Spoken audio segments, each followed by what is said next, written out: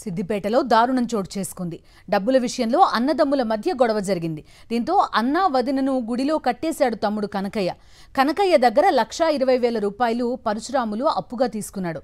అయితే 1,00,000 రూపాయల వరకు అప్పు తిరిగిచ్చేశాడు. మిగిలిన 20,000 ఇవ్వాలంటూ అన్న వదినను కట్టేశాడు కనకయ్య.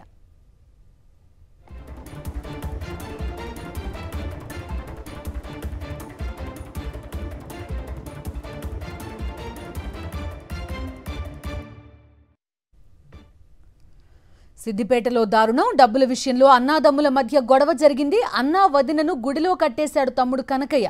కనకయ్య దగ్గర 1,20,000 రూపాయలు పరశురాములు అప్పు తీసుకున్నాడు. అయితే 1,00,000 రూపాయల వరకు అప్పు తిరిగిచ్చేశాడు. మిగిలిన 20,000 ఇవ్వాలంటూ అన్నా వదినను కట్టేశాడు కనకయ్య.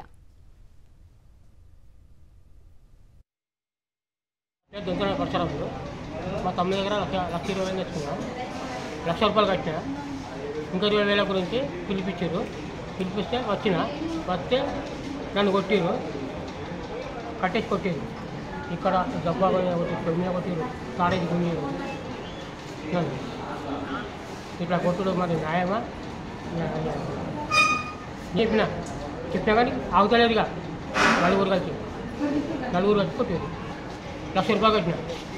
ఇంకా 20,000 ఇచ్చేది. మిత్తి ఇవ్వలే. మిత్తిను 20,000 ఇస్తామని చెప్పిన. ఈ పని చేసేది ఇంకా కొట్టేది.